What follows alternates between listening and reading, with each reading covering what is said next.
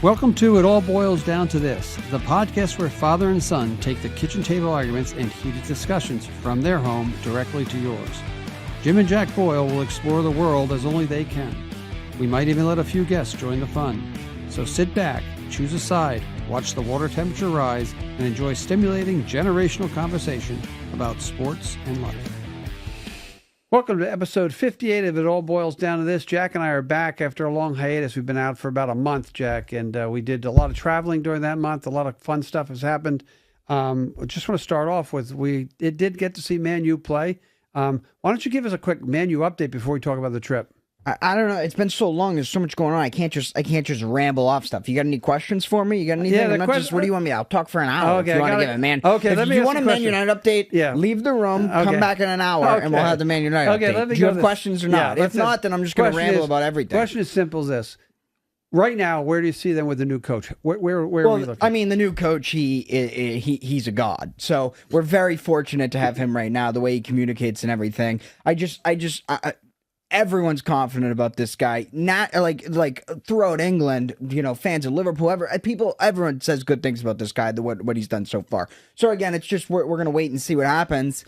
You know, nothing's gonna happen overnight. But yeah, no, I think this is gonna be the guy that finally gets the job done. Well, that's good to hear. That's great. So we spent about 3 weeks ago. We headed over to England to see ManU play at Old Trafford. We also got to go up to Blackburn to see Blackburn Leeds, which is even another story. Let's start with the Blackburn Leeds game and what that was like, and the experience of going on the train and the experience of coming home. So, what's your take on getting there? What's your take? And then we talk about Leeds fans, our Leeds fans buddies. Yeah, so I mean, Leeds fans. I mean, and no, Man United and Leeds. If you didn't know, it's like a huge rivalry. Hate each other. I mean, Leeds fans hate United fans. United fans hate Leeds fans. Whatever. We went to the Blackburn game, got our tickets, got to see the game. Got there a little bit late because we were flying in. But yeah, nice little stadium. Great away fans there, which is what the Leeds fans were, and it was just good being in just the city like Blackburn. How many people are going to Blackburn in their lives? So it was good to be there. A Premier League winning club, Blackburn, and then obviously, I mean, that train ride home with the Leeds fans who were just hammered after their train was canceled, and no, it was an experience. We got to hang out with the hooligans in England. Yeah. It was actually, you're absolutely right. I started the story, the train ride in, where we had all the Leeds fans with us on the first train, and your mom and I got to experience this in Munich too. Is they were drinking like at 9 o'clock in the morning and ready to go. It must be the culture. But I had my first drink at like 10:30 the day that we went to the United game. True. So that's true. And the pub was filling up by then. That's true.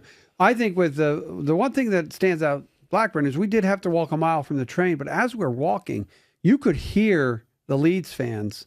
We were probably about a quarter mile away. And as we're walking through, you could hear them doing their chants and having their fun, which I thought was great. Leeds, I think there were 21,000 fans in the stands with us, 7,000 with Leeds fans. So to me, that's the most impressive thing is these people traveled. And I mean, I don't know how far it is from Leeds to Blackburn. It's not that far. No. But they traveled and they enjoyed it and they had a great time. And then they got their trains canceled and then they ended up on the train with us. And my God, I mean, just some of like if you just look up like English football fan, like hardcore English football fan, it's like that's exactly what will come up as what we got to experience. We have the pictures. We should post those. Took a picture with the guy, a grandfather of 2 little girls. So you wouldn't be able to tell that from the conversation you had with him. His son was one of the drunkest people I've ever been around. Just chanting "to tear" the whole time. Does not like the prime minister over there in England, but my God, no, they were just unique to an American. Let's say unique to the country of England. Right. Like that's what England. That is when people talk about like the culture of England. Like that's almost the culture they're talking about. It's just these football fans, these crazy people. Yeah, I totally agree with you. We got on the wrong. Our train got canceled. No, we got on the right train. Well, we think we did. No, we actually didn't. Different somehow train. We ended up in Burnley. So we get to the game ends in Blackburn and they lose 1-0. It was like a penalty kick, and like my second 1-0 game I got to see in England. I was a little disappointed in that. But we leave there. We go to a mall. We picked up something to eat. I think we left enough time to get back into the station. And the experience to me is we arrived back in the station.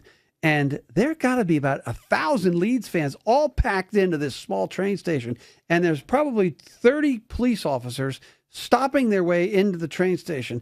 And Jack and I have to work our way through this whole crowd and either hop over a thing or walk with the police. and they're yelling at us, and some big guy is leading the way for us. They're yelling at us, and they're throwing stuff at us, and it was, to me, that was just the start of one of the most, the experience of, like Jack said, experiencing the English football fan at its peak. So not only that happens, then like he said, this we're staying in this hot train, and we have just traveled. Probably we've been awake for about 36 hours. Before right? we get on the train and meet those people, it's just there's probably like 300-400 fans that were jam packed in that train station, just like trying to get in, and they're doing their chants. And there's this guy Gary Neville, played for Man United. he's a big announcer now. He's like a pundit, what they call it, like what Stephen A. Smith, what Charles Barkley does, all that. But he also calls the games, and he's a man. He played for Man United, like 700 appearances. So obviously they hate him. They were chanting this thing. I looked it up after, and it wasn't Savile, it was Gary Neville. And it's honestly, it's one of my favorite chants. That Savile, Jimmy Savile. I looked up who Jimmy Savile is. You should look him up. He was a BBC he's a BBC presenter, which is like their news channel over there. Yep. He was like a big presenter for them for like 50, 60 years. And it came out like after he died that he was like Jerry Sandusky. Oh, great. So it wasn't Savile, it was Gary Neville. It wasn't Savile, it was Gary Neville. It's just, when I looked up, I was like, that's a funny chant. Let's hear that chant one more time. No, I already said it. It's just funny. I didn't hear it. Jimmy Savile. Okay. Unbelievable. But like, back to then I was laughing. Then finally we get on the train, and I, like I said, we'd been traveling since 8 o'clock the night before, and it's probably about 4, 5, 6 o'clock now, London time, or England time. We get on this train, and Jack and I are dressed to the nines because it was cold. And we get stuck in this small box at the back of the train, and that's where we met my good friend from Leeds, who, shout out to my buddy Tommy Trevisani, reminded me of Tommy. It was really great to have him. So I want to get a picture with this guy. So Jack's got his camera out, and hopefully I can edit the picture. And so this guy puts his Leeds hat on my head. I didn't even know it. But it was just the fact that I had a Wilmington baseball shirt on with a baseball diamond on it.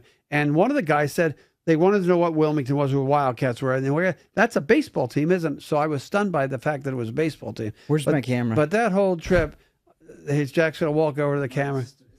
Yeah. Look, can you see it? Up, put it up. Up? Yeah, we'll edit it in, Jack. Don't worry. There's our guy right here. Yeah. He's a big Leeds fan. Yeah, we'll edit that in.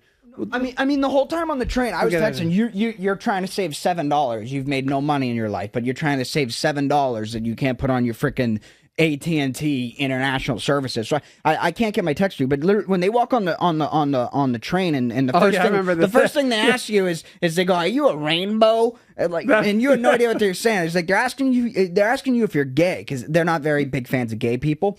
But it's just like, "Are you a rainbow? Are you a rainbow?" And then I text you because I know they're Leeds fans, and we are in England to see Manchester United play, because I'm a huge Manchester United fan. I texted them, I do not mention anything about Man United. Like, I don't know how this is going to go with these people. They're drunk, blah, blah, blah. They just lost the game, all this. Yeah, that's true. And especially with the way they came in and the first interaction, that I was like, this could be a situation we're in here. And thankfully, you didn't mention anything about United. Once we got to know them better, it would have been better and better. But like, if I was like, I'm here to go to Old Trafford to see Man United play and kick Everton's ass, like, they wouldn't have liked that. But, well, I can tell you right now, after they asked me about Rainbow, we talked about politics U.S. and politics in England, and that's where the guy was. The problem is, can I just say about the political talk here? You should have cut that off a lot sooner than you did, because all they wanted to talk about was transgenders, and you kept talking about freaking tariffs. It's like they did not give an F about tariffs. They cared about the transgenders. So I was like, what are you even talking about? This is a useless conversation. They cared about this is just, it was fun because Keir Starmer is the prime minister and they started chanting about him. They want transgenders out of the military. Yep. And they want to be able to say the C word. That's it. All they care Give about. them that, they're happy. He did like saying the F and C word. That's very true. But it was funny because one thing I've noticed about English, they use the C word almost like we say the word bitch over here. Yeah, maybe so calling someone a bitch, like now saying that here, I mean, saying the C word here, that's like one of the words that's gone too far. But over there, it's almost like I guess less harmful. I will say, as we're getting to talk to him, and they were obnoxious, and we were Americans, and I think we were intriguing to them, or at least I was. Oh, yeah, we were like zoo animals. Yeah, and the kid and the guy who. But so were they. They the were guy like with zoo the animals. 2 granddaughters or 3 granddaughters is talking. All of a sudden, he started talking about how he hates. I got the key pretty quick. What are you here to see? Oh, are you ManU? Jesus, we hate that. So I knew not to say anything. We're going to Old Trafford tomorrow to see ManU. I didn't know that, even though I didn't get the text.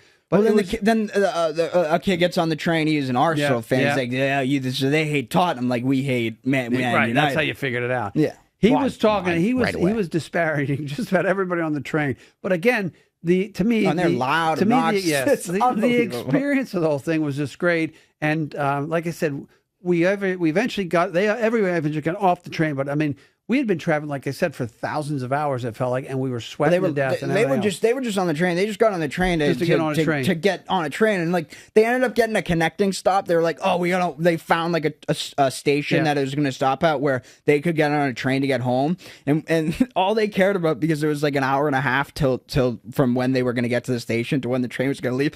All they cared about was like, do we have a pub near the station? Do we have a pub near the station so they could drink some more? It's like there was a pub near the station. They were happy. They were just got off the train, probably pounded 3-4 more beers, got back on. They probably got hammered again, got back on the train. Another train. Didn't find any more back. But I can tell you, just the funny part is now we've only been in England at this point probably 8 hours at the max, and we've already experienced all the neat stuff. This isn't even the purpose of the trip. But I will say, and I know you enjoyed it, just to get to meet the guys and just the passion that they had with the Leeds was an outstanding experience for me to have. And we've got the pictures. It was just fun. By the end of the trip, it was like we were best friends. So again, and I know their political views of mine are different, and they like Leeds and we were Man U guys. But in the end, we were having a great time. That leads me we go back, finally get some sleep. Fits. That's the other thing. And the other thing about Leeds, another word they love using over there is shite. Leeds were shite. Yeah. Leeds are in first place in the championship right now. They're going to get promoted automatically easy. They'll probably get promoted with like 5 games to go. Automatic promotion. They were shite in that game. Honestly, they were terrible. Blackburn beat them. So they were in a good mood. They kept saying, I remember he kept just looking at his guy there. He's like, we were shite today. We didn't do anything. And you had a nice conversation with a guy about golf, I think. One of the guys there was one dude, he's actually going to New York. He says he goes to like Myrtle Beach once a year and plays like 15 rounds. Yeah. So I think there was somebody they were saying. I know they weren't saying he was like a professional golfer, but I think like he was at worst a scratch golfer. That kid, I would have to definitely, because he played a lot. He was a little bit less drunk and a little bit. I don't want to say more intelligent. I'm not going to call them stupid, but more like intelligent. A little bit. I don't even know what the word was. He was a little bit more. Let's say normal. That's a good word. But again, to wrap, the first day's over, right? So now we got to go back to the hotel, and we actually get a good night's sleep, except for the hotel was about 150,000 degrees out in the room. And I will say, I just want a quick comment, that breakfast spread that next morning was pretty, the breakfast was unbelievable. I mean, as much bread, you could make yourself like mimosas. They had everything. That's just for a hotel that normally you like to stay at. You're not making mimosas for free in the morning. Right. Well, we hit the jackpot with the hotel.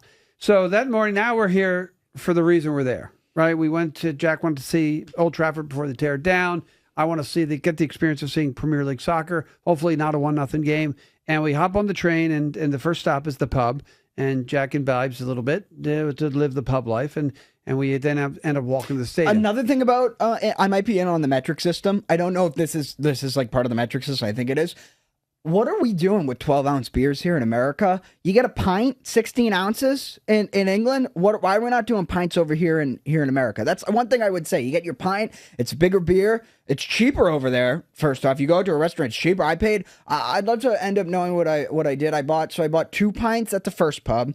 That actually was, I think, the most expensive. That cost me it didn't. It cost me like eight quid for which is about $10. So it cost me about £8 for the first 2 pints. Then I went to another like kind of like semi like type pub, got a Budweiser right outside the stadium. Yeah. That was like three quid. So we're at what? Let's say 11 quid.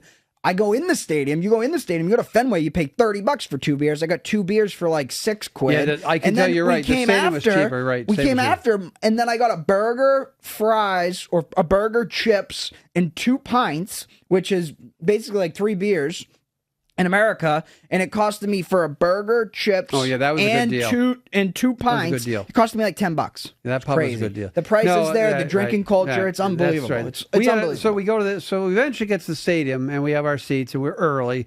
And I will say something, it's a magnificent big stadium. It doesn't look as bad inside as you said to me. Yeah, no. I was surprised. I'm thinking he's like Old Fenway. It's going to be falling apart, but it was actually in pretty good shape. It was much better than I thought it was. Even outside, I think it was An good. interesting thing I thought about their stadium was you get sectioned off. Yes. So you can't walk around. It's actually almost smart way to do it. Your section is blocked off, so you go in. You can only be in your section. So you can't walk around the stadium. Uncle Joe asked me that last night. He said, "Did you get to walk around the stadium?" I said, "No, they're in sections. So you go in your section. You're right. You're confined to where you can go. That's it." I didn't confirm that. Did you? Yes, we couldn't get out. I never tried to walk around. Get out. You did. We couldn't get out. I did not.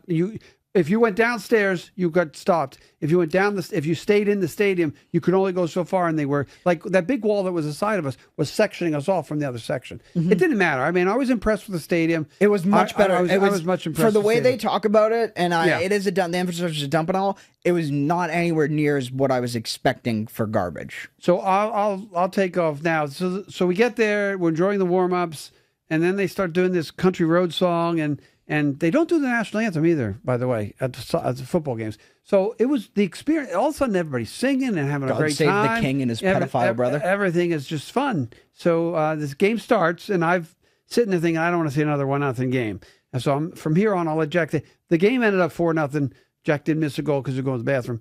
But it was. I really have to say that it's great to be in a crowd when they're winning. It's great to be in the crowd when they're winning. And then all the chanting and the Amaran chants, which I have no idea what they're saying with the chants, by the way, Joe. I just don't know.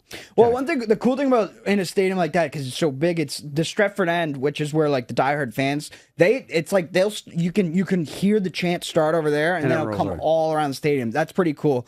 But yeah, no, we won 4. It was a fluke 4-0 result. Everton totally just pooped their pants. Yes, they honestly, did. there were some of the ways they gave some goals. Was really poor. Did they shite their pants? Yeah, they did. Yeah, but they really did themselves in. But the fact that we got to see Man United haven't won 4-0 in the Premier League in like 4 years. Right. So the fact that we go to the game, they win 4-0, remarkable. Very lucky for us. I got to see right now the guy who's my favorite player, Ahmad. He was the man of the match. I got to see Rashford score twice. The last brace he'll probably score for Man United. We saw Xerxes score twice, who's gonna in 10 years from now, you want to remember he played for Man United because he's not up to the level. But you know what? To get to see 4 goals was great.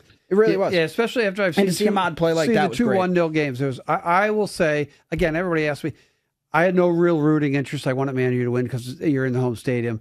And again, it's just the excitement and how the event that happens and all the fun and the chanting and the cheering and all that neat stuff. It's just it's a really great thing. I think any sports fan should really try to experience. And I think the only place you can get it, honestly, right now for us would be the Premier League. Even when we went to Southampton that time, those fans were nuts, even though they lost 1-0. So again, 4-0, everything was great.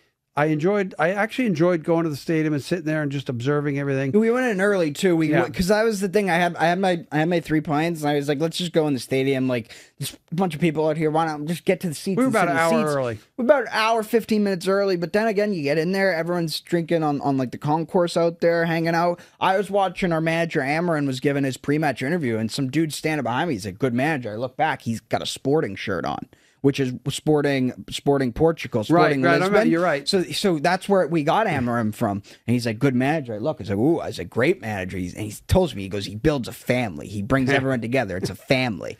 And I was like, yeah, I hope he's the guy, all that. And he's like, and then I asked him about Sporting. We took all their coaches. I asked him, it was our first time at Old Trafford, but he's had such an impact at that club, Sporting. Go there. Because they hadn't won the league in like 20 years. That's a league that's dominated by Benfica and Porto. Sporting's kind of like the third team. He won them the league twice. So these guys are flying England to see him play. That's how much of an impact he's had. So, it's something positive. Tip for you travelers, if you're traveling around the world, wherever it goes, and we're doing the Man U stuff in England, talk to people. Just engage in conversation. They're usually not going to be mean. Especially when they find out you're American, they love to talk to you. But it's really, I think that's the one thing, as you talk to everybody who's around you, you like the train ride home and at the game, Jack talking to the gentleman from Sporto. I think that's the piece. As we get ready to finish the Man U, final thoughts on the stadium, the game, and just the experience of what it was like. No, it was an A+. That whole day was an A+. Everything went well. We didn't really have a plan, like with the pubs and all, but we were walking to get close to the stadium. I had the one pub, actually, we did have a plan. I had a pub that I had looked up that we were walking to. And all of a sudden, about a mile away from the stadium, we walk by this pub and it's open and there's people in there. And it's like, why don't we just go here? Got there, got to walk around, got to see everything. We were early enough, got to, see stuff outside the stadium. So, and then obviously going in and getting a 4-0. And then it was amazing. Really, it was. And my takeaways are, again, very fortunate to get that result. Right. 4-0. I just enjoy the chants and the cheering and what they're doing. All of a sudden they get ready to start the game, and Jack goes, "Watch this! It's cool in the beginning." And John Denver's Country Road song started. I'm thinking, how the hell are they getting Country Road? So it's like Country Road, Take Me Home, Old Trafford, Where I Belong, whatever it is. It was to me, I'm sitting there thinking, and you get goosebumps because these people are so into it. It was a phenomenal experience. The only kind of cheap thing about that is I think we started that this year. Oh, really? That I mean, United Road's that song's been sung forever, but like doing it at kickoff, that's the thing we started this year. It's like, because Liverpool do You Never Walk Alone, City do Blue Moon, and Arsenal literally created a random song to do before there. That's the biggest. That football club's such a joke. I won't. Yeah. Okay, we're done. We don't need to talk about that. I won't use the word I should use for that football club. They're shite. And at the end they do the Glory Glory Man United, which is neat. The whole stadium singing. And I think they have to win for that to come on. They do I'm not 100%. I'm not 100% so we got lucky. Sure. So we got lucky. They don't play dirty water after the Red Sox get beat 27-0 by the Blue Jays. Sometimes they do. No, they don't. No, I know they don't. I'm just kidding. So again, to wrap up, there was more of the trip, which you guys, we don't need to do a travelogue when it all boils down to this. Oh. Maybe if we bring Mom and we can talk about the other stuff. They sang that the Cantona, who played for the club in the 90s, they sang that the 12 Days of Cantona, his Christmas song, for 20 minutes throughout that game. And that's just, again, players have impacts, and they'll sing about you forever. You treat the club right. Right. So after we got done with ManU and we got back on the airplane, we headed to Berlin, Nuremberg. We don't need to talk about Berlin. To travel. Maybe we'll bring Mom in and we talk about that trip. It was a great trip other than that. But Jack, I'm glad we went. I will say this. I'm glad I went. I'm glad we decided to do it. It's just, to me, I love athletics and sports so much that both games and meeting the people, just to be in this. To technically the cathedral of soccer in England, I would think, right? Old Trafford, right? Well, Wembley technically is. Well, Wembley, they don't have a home team though. Sure. The local Premier League team. So you get if you go to Anfield, you'd get something very similar to what you got at Anfield's. I mean, phenomenal stadium, and good atmosphere too. That's where Liverpool play. Right, and I know. Our audience might not know. Kevin. Kevin wouldn't know. Yeah. So we come back home. So we're home, and now we're in the part of the transition to college football. We're in the college football playoff. And I do know that we had our little bat challenge, and Chris and I think, we're tied, and you're one game behind, and Kevin's completely out of it. Yeah, right? We kind of lost track of that. I think that's the way it is. But what we're going to do is to settle this, and I told Chris this, and I think you texted Kevin, we're going to pick the college football bracket, by Friday all the way through. So whoever wins the most games all the way through, and we'll talk about that today. So we're going to do that. Yeah. But with the college football brackets about to start. They start Friday. What's your take? Because we've had this argument at home. What's your take initially on how the SEC got treated and how the Big Ten got treated and how things got seeded? How many we had this? How many did they end up with? The Big Ten and the SEC. I think the Big Ten got 4, the SEC got 3. I'll tell you. So right? if you pull up one of the first episodes we did this college sports season, we had this big argument. I would love to actually get the clip where I think you said they wouldn't have any more than 4 or 5, and I was like, "You're crazy. They're going to have at least 6, 7, or 8." They ended up with 7. So 7, I was right the about SEC that. only got we have that on audio. I should have had that prepared. You're right. I can't play audio in this studio. That was our discussion beginning of the year, and again, you proved to be right. I'm surprised it wasn't. Yeah, who do you think was going to make it? Well, I thought Miami. I would have. Well, they got 2 teams in it because Clemson upset. SMU made it in over all the SEC of the other SEC teams. Well, those other SEC teams were frauds. Alabama stinks. Ole Miss stinks. Don't lose to Oklahoma and Vanderbilt if you want to make the college football playoff. Games have to mean something. Just because you're in the SEC and playing a tough schedule and you beat Georgia, that doesn't mean anything. So games have. I'm going to ask the question now. Games have to mean something. So no, they actually don't. If we're doing a 12-team playoff. No, they don't. So Oregon is the champion of the Big Ten because they won out. They won out and undefeated. They're number 1 seed. They played Penn State in the championship game. Penn State lost for their second loss. Right. Ohio State, who lost to Michigan because they choked, also lost to Oregon. 2 losses. Okay. Why is Penn State a 6 and Ohio State, who beat Penn State on the field, an 8? I don't know. It doesn't matter. Penn State got the best draw of anyone, so don't complain about Penn State's draw. I'm not complaining about it. Why did Penn State get that, not Ohio State? I don't know, because Ohio State lost to Michigan. Yeah, but Penn State lost to Ohio State. It doesn't matter. They lost to Ohio State. They lost to 2 playoff teams. Ohio State lost to Michigan, which is the most embarrassing thing I've seen. It is. I agree with that. I'm trying to think of a more embarrassing sports loss in like the history in my lifetime. Yeah, Vanderbilt beating Alabama. No, that's not even close. This Ryan Day guy, like I said, I agree. If they win the national championship, which they still could, Ohio State. If they win the national championship, and I'm an Ohio State fan, I still want him fired. I'm not. That's not an exaggeration or anything. I don't care. You win the national championship, we'll celebrate and all. You've lost to Michigan 4 years in a row. Yeah, that's when the Urban trouble. Meyer had no issue with them ever. Like, never. You lost to them 4 years in a row. Okay, Harbaugh built a good team and all. How about this year when they have an idiot as a coach and no quarterback and no team, and you still lost to them, and they were at home too. And he it's the most embarrassing I think from ever. that game, I was reading something today because I was doing my research. Is the loss to Michigan was so bad because all of a sudden they stopped. They did what Michigan made them do what Belichick makes teams do: get out of your comfort zone. Instead of playing aggressive and trying to kick the butt out, kick the crap out of everybody, kick the shite out of everybody, they went conservative, and it cost them because that's all coaching. You're right, and I don't think they get by. You know, if they win, they're not going to get by Oregon. I think they have like the 3rd or 4th best odds to win. Like odds to win, right? If they win the national, if they're standing there and that buffoon Ryan Day is holding that trophy, which is a garbage. They used to have that glass football. That was one of the best trophies ever. Yeah, now it's this little junk, looks like a plastic trophy. That's what they don't that trophy was like the cleanest trophy ever. That's because they got rid of it. That's because everybody dropped I just picture Nick everybody Saban dropped it and it. broke the Waterford crystals. They had to get a new one. Who cares? I would not be surprised if I see them holding that trophy in a month from now. Okay, that's good. So let's go. Would you? I would be surprised. That's I don't think ridiculous. they're. They have so much talent. I think their quarterback is sort of suspect. Well, how about our guy suspect. up in Syracuse there, Fran Brown? Yeah, he just freaking destroyed. He's cocky as hell. He's so immature. It's like Temple passed him twice, embarrassing from Temple, but they passed him because of his immaturity. He was just ripping on Ryan Day. It's like, I guess the quarterback wasn't the problem because they have the quarterback from last year that they basically kicked out. I guess the quarterback wasn't a problem. He's like, I got to be sending him like some champagne for this.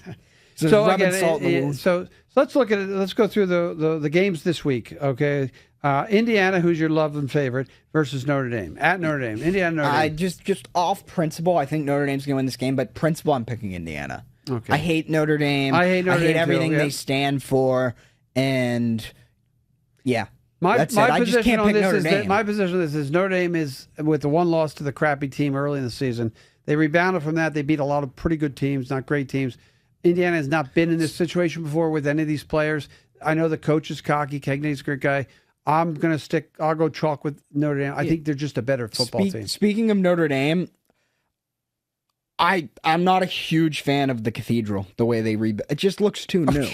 Oh, let's go completely off topic. Well, they reopened the cathedral completely off topic. Notre Dame. I was there when it was a real place, and I know they did it like it's supposed to be, but it just looks too clean, if you know what I mean. It doesn't have that old Gothic hunchback feel. So just to go back to our trip, we were in Nuremberg, and the whole city was rebuilt because we bombed the hell out of them. Well, yeah. Right? So I guess, what's the difference? It burned down. What's the difference? It burned down. So we'll see. I like the switch there, Jack. All right. Second game, SMU, Penn State.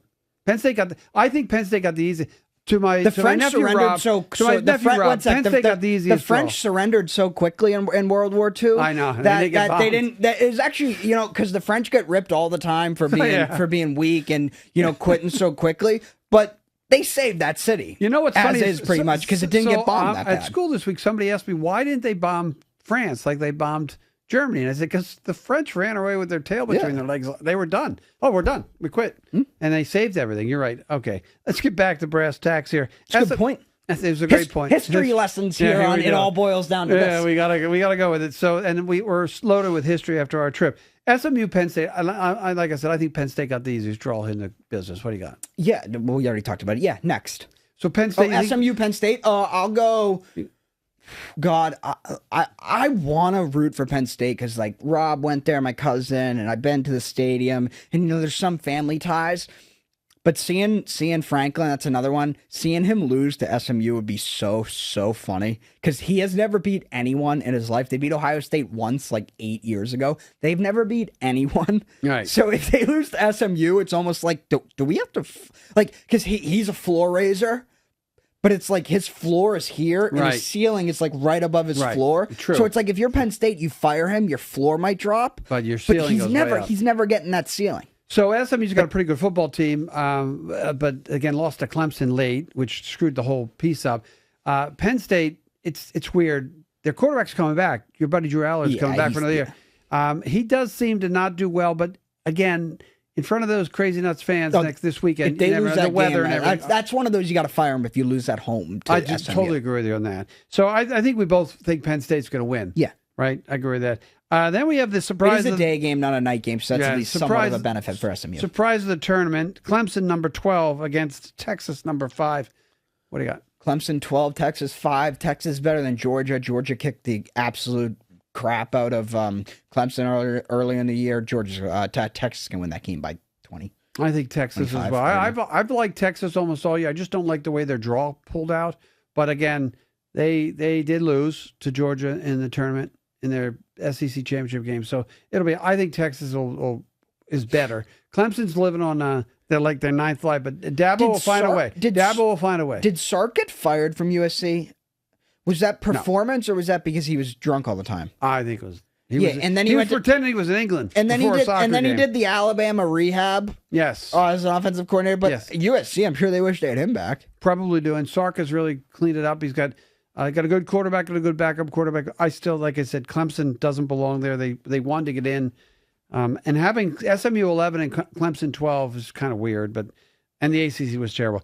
Final game of the weekend will be number 9 Tennessee against number 8 Ohio State. We've already talked about Ohio State. Yeah, that's the game I'm interested in. I think I'm interested in that game and then the Indiana Notre Dame game, which I think is on Friday night. Yes, it is. But that Tennessee game, obviously I got to go Ohio State. But again, I would laugh if Tennessee won that game. Where is it? It's at Ohio State. Okay. If I'm picking, I really think Ohio State has not played well the last couple of weeks, and Ryan Day. It's Heupel's at Tennessee. I would be shocked. This is a game that would not shock me if Tennessee and the SEC pulls off. I wouldn't think that would be a game. It's close enough. That wouldn't be a massive upset. No, but it's the SEC. That would be less of an upset than Indiana going into Notre Dame and winning. Right. It's the SEC. It wouldn't be right. It'd be like SMU would be a big upset, and Texas, so would Indiana. And so would Indiana, and so would Clemson. But Tennessee beating Ohio State, I don't think is this major upset. Okay, that's true. I'll let you go with that one. So, but I might go Tennessee. And then again, the byes went to Boise State, who's in Penn State's bracket, Georgia, who won the SEC, Oregon, who won the Big Ten, and of course the outlier here, Arizona State, was a just truly massive comeback to make it from the Big 12. So again, the Big 12 got their one team in, and Boise State got in there. So once we get through that, we're all going to pick the brackets. And if I get to chance next time we're on, we'll talk about who picked what. We'll pick straight through, and that'll be our challenge for the rest of the year here. For that, who do you like overall to win it all? Just real quick. Overall to win it all, Ohio State. Okay. Yeah. Okay. Why not? I'm going to go with Oregon because they'll have to beat Ohio State on the way. Go for it. If I ranked them out, I would go. I'm just looking at the bracket now.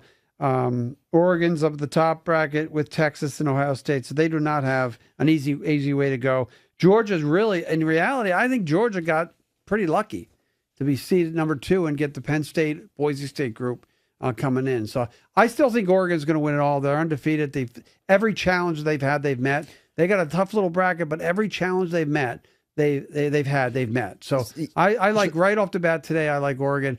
I'll change if they lose, but they still got a week before. So again, and I always almost go back to this, and it's just gonna be awesome, the playoff and all. But at the end of the day, here, we only needed 2 teams, right? Oregon, Texas should be. That's Oregon. No one else. Texas. It would be Georgia. It would be Georgia because they won the tournament. Oh, Georgia beat them. They beat them in the SEC. Oh, so they beat them twice? Yes, they did. Oh, why did I think Texas won that? No. Okay. Georgia. Okay, fine. That's fine.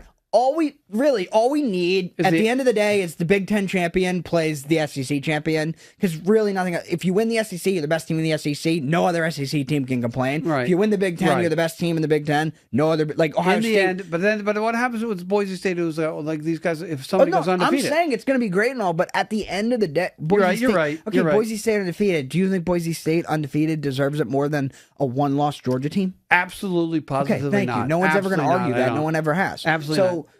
Right. All right. Almost always every year, there's really. I wouldn't be shocked if it's Oregon, Georgia for the championship, and Oregon chokes like the Doors in the championship. But I'm going to stick with Oregon to win it all. Just want to ask but going to the point where it should be like two teams, it means the regular season going undefeated matters more. I almost think in this 12-team playoff where Oregon's, I think, at a little bit of a disadvantage. You almost rather would have a loss. I honestly think you would. You almost would have, because right now, because of the way it's hard to go undefeated. The way they seed it right now, which is going to have to change. No, not even because of the way they seed it. Yes. Just the fact of going whatever it would be, 16, 15, 16, and 0, and beating teams twice and stuff like that. I almost think like you're almost better off with the loss. But I would say this: with Notre Dame with a 7 seed is really the third best team in the tournament right now, after the two SEC and the Big Ten schools. Well, I still think so. I don't know. Do you think Notre Dame's better than Penn State and Ohio State? Do you think Notre Dame's better than Penn State and Ohio State? Yes, I think so. And Texas? So. Yeah, Texas. No. Who beat Texas? No. Who beat Texas? I think Texas. They beat Texas. Texas and Ohio State both would beat Notre Dame. They're both better. Those are the top 4 teams. Texas, Ohio State. No, Ohio State doesn't deserve to be in it. Texas, Ohio State, Oregon, and Georgia. Yeah. Okay. All right. I'm just saying. I don't like the way it was. The Arizona State and Boise State being 3 and 4 are because of the way they set it up initially. I think what you get is you should get just like the tournament, the NCAA tournament. You seed them out 1 through 12, and that's how it works. So, if Notre Dame's 3 or 4 or even 5, then the 3. But Notre Dame is 7. Notre Dame's even behind Penn State because one loss early in the season where their coach choked. All right. Finally, I just want to ask them.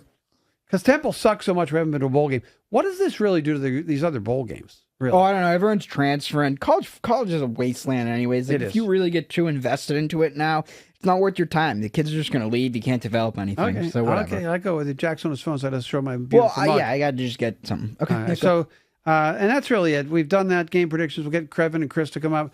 2 more topics, both sports teams here. Do you got something else you want to say? No, I would like to. Well, I do it at the end, but are we going to talk about the NBA? I don't care about the NBA. The NBA Cup, the Thunder. No, I the just Thunder want to beating the Celtics. I just want to talk about the Celts just real quick. And I really want to talk about Peyton Pritchard because we've had that discussion. Is this team? I think they're better than last year. But is this team better than last year solely because they get quality minutes offensively out of Peyton Pritchard? I guess they're. I guess I don't know. I think Tatum's been a little bit better. I think Tatum's stepped up a little bit. I think Jalen's. I mean, people complain he hasn't shot the ball as well, but I think his grasp on the game and his control of the game, and it's still the game is still slowing down for him, and he's making better reads and all that. So that's another thing. Now I think Holiday looks like he's dropped off a little bit, but he didn't have a great regular season last year, anyways. But yeah, I think they're better this year than they were last year. Their guys are entering their prime. That's the thing. It's you don't even realize. They've had all this success, and it went from can they win a championship to holy crap, they've done all this. They have a championship, and these guys are 27, 26 years old. So yeah, they're going to get better. Yeah, that was going to happen. And I will say that at times they're hard to watch, but most of the time they're really fun to watch, which is really good. Boring right now. Well, honestly, they've hit because they don't play anybody anybody either. Right. And they're just boring, man. Oh, boring. So that's good. Get me to April. And the NBA Cup it's neat for the NBA, but I watched that game. That game was 90. They didn't score 200 points combined that game. Darvin Ham is 14-0 in the NBA Cup. He is? He won it last year with the Lakers, and he was an assistant. For the Bucks assistant this year. is your Darvin Ham. So get yourself some Darvin Ham if you want to win the NBA Cup. Maybe the Lakers shouldn't have fired him and taken Riddick or anything. But we'll get more in NBA as we go on. The Lakers should fire LeBron. Get him out of my league. Jack and his LeBron love.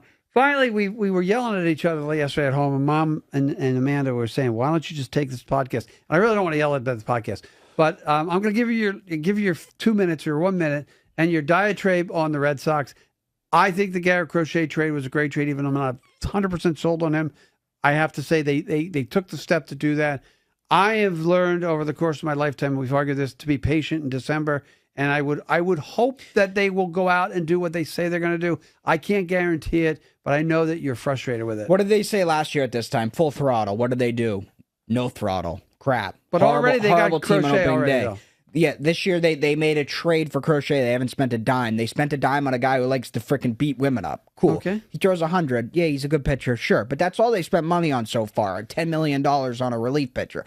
I think they've lied to us again. I don't know why they keep doing it. Sam Kennedy's one of the worst people in the world right now. John Henry's actually a waste of every single time he takes a breath. Like, just think about that. Think right now. Ready? Give us 5 seconds.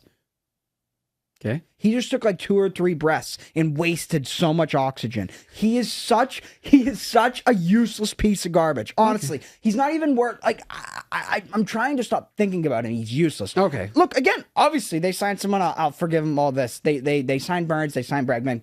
Sure, but you have like to spend $70 million more on annual salary for me to be like, all right, you did what you said you were going to do. It's been a joke for. Ever since they traded Mookie, It's been a joke. I will not disagree with you on that. On the moves they've made since then have been a disgrace, and I don't think the Yankees go out. They lose Soto. They make move. They make move. They make move. We lose Soto, who we never really were interested, and that was all fake. Which is what I don't understand is why they faked. Like, why would they? They offered him $700 million. They knew that wasn't going to get the job done. You knew that was. Well, first of all, stop that. You knew the Mets were going to get it. I knew the Mets were going to get it. Sure, but that's my point. Is you do that now, you better come back like the Yankees did and spend some money. $200 million on a pitcher, trade for a guy, bring on a big contract. I don't get what they gain. There's no goodwill from trying with them. Okay, there's not. So let me ask. Okay. So they would have been better off by just saying no, we're not interested in Soto, and we're going to F you guys again, and we're going to raise prices. Okay, so and like at Old Trafford, the team sucks, but the beers are $3, and here the team sucks. And the beers are $15. Okay, and smaller. Okay, so let me have my 1 minute. I think they give you pints at Fenway. I get my 1 minute. Go. Yeah. Why you and I have a much different perspective on these things. I think I know the reason. You grew up a loser, and I grew up a winner. Well, you grew up with them winning, and Correct. I grew up with struggles. You grew up with the second-rate franchise, and I grew up with the first-rate franchise. I did. I grew up with the franchise that competed with the Yankees, that was on the Yankees level. You were the Yankees' little brother. We are not the Yankees' little brother. There were times we weren't, but I'm saying that for me, yeah, but overall, I always, like I said, and I said this today. Who got Reggie Jackson when he left? Who got Reggie Jackson? Who got the Yankees signed him? Correct. Were the Red Sox interested? No, because the Red Sox already had. The Red Sox had Fredlin in center field, Jim Rice in left field, and Dwight Evans in right field. They didn't need Reggie Jackson. Okay, that's just the point of the big time players you weren't getting. They needed pitching, and they went out and got shitty pitching. The Red Sox never won when I was younger because they never had enough pitching. Never, ever had enough pitching. Always offense. Always offense. Always. You were watching Major League last night with Mom. They showed Cleveland's Municipal Stadium. I went to a game, a doubleheader in 78 Cleveland Municipal Stadium. Red Sox had a 13.5 game lead. You know why they choked that 13.5 game? Because they had no pitching down the stretch. Because they were pitching like Sid Finch. I forget the kid's name. If they had Reggie Jackson, they wouldn't have blown a 13.5 game lead. Oh, whatever. We'll finish that with it. So I always say they traded Fredlin. They traded a lot of people. Don't worry. Listen, I've lived and died 62 years, actually 54 years worth of this stuff. And I still, there's always, because I've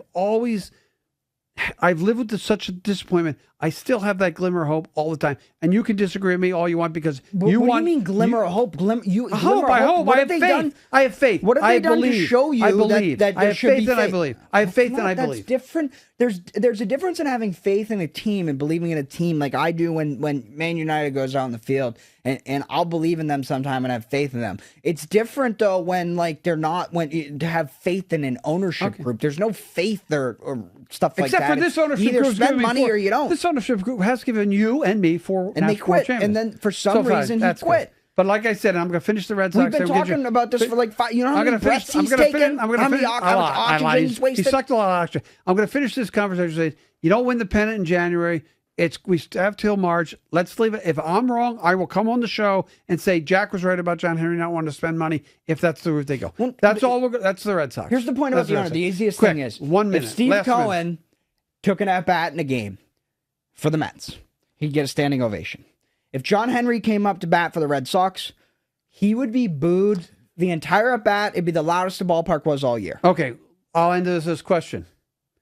He won 4 world championships. He's right, hated. 4. Steve Cohen. Him and Kraft. Steve Cohen. How many world championships Steve Cohen win? Who cares? He's trying. He's trying, but he hasn't won How many? yet. Okay, so he hasn't won yet. How about He hasn't Bob won Kraft? He's real great. I want if you're picking an owner in the NFL to run your team, are you picking Bob Kraft? Not in a million Gerard years. Mayo won like 3 Super Bowls as a player. Not in a million years. I don't know who I'd pick as an owner.